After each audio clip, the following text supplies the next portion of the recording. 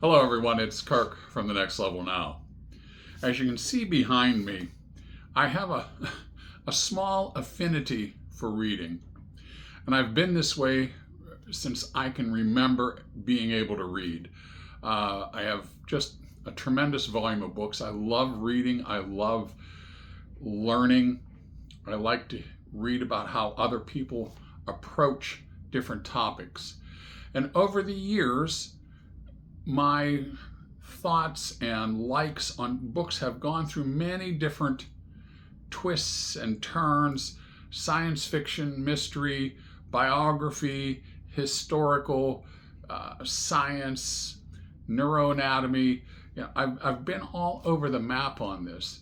But I would say the past 15 to 20 years, I've spent a tremendous amount of time reading about personal development, how to become successful, how to be the person that I wanted to be, the person that I thought I could be. And I recently started reviewing some of those books that I got early on. And it's kind of neat to do that every now and then. You get a little different perspective. Some of these books behind me, I've read several different times. For example, as far as fantasy books, I've probably read the Lord of the Rings trilogy at least 5, 6, 7 times. I don't know, I've lost count over the years. But each time I do that, I do seem to get a little more out of it. And as I was reading one of my favorites on self-development, I came across some things that I thought I understood it pretty well. I thought I had it pretty well handled. And I was humbled to learn that I did not have it down maybe as well as I should have. And you've heard me speak about this different times on these videos. And what I'm talking about now is clarity. And because I have also a huge penchant and a joy and a like for speaking, I always attributed clarity to being very clear as to what it was that I was saying. I wanted to make sure that I was using my words properly. I wanted to make sure everyone was on board with what I was saying. And then I started thinking about doing things a few years ago and improving my ability to achieve and achieving higher and higher goals. And clarity took on a different meaning. Clarity meant I had to have a clear vision as to where I was headed, more so than a clear speech process. And then, because I joined Toastmasters, I recognized that clarity has to do with hearing what the other person is saying. You have to have that clarity of what they're saying so I can respond with clarity back in turn, so that we can do things together, so we can learn and grow together. We can help each other.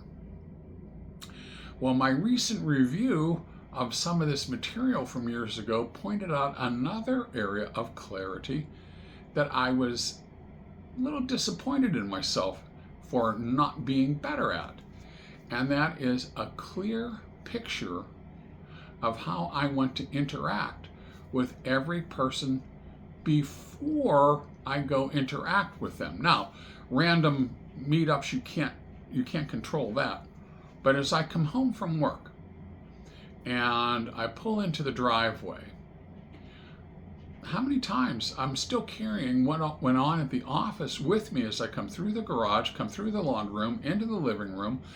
And my wife always asks, "How was your day?" Rah, rah, rah, rah, rah. And that's not someone who is being joyful. That's not someone who is bringing a lightheartedness and happiness into the room. Now, those things may have gone on, but that has nothing to do with her. And she really, truly would be very supportive and is very supportive of me talking about how bad my day has been. But I don't want to bring that kind of burden to her, or to my children, or to my friends.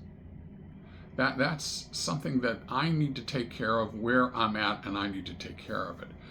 I need to be more clear on how I want to be when I go to meet people that I know I'm going to meet. I need to be clear as to what kind of person I'm going to be and how I'm going to interact with people as I walk into my church, as I walk into a committee meeting. I'm serving on a couple of different committees for community service and helping different organizations grow. And I have to be very, very clear on what I want to be perceived as, how I want to behave in those situations.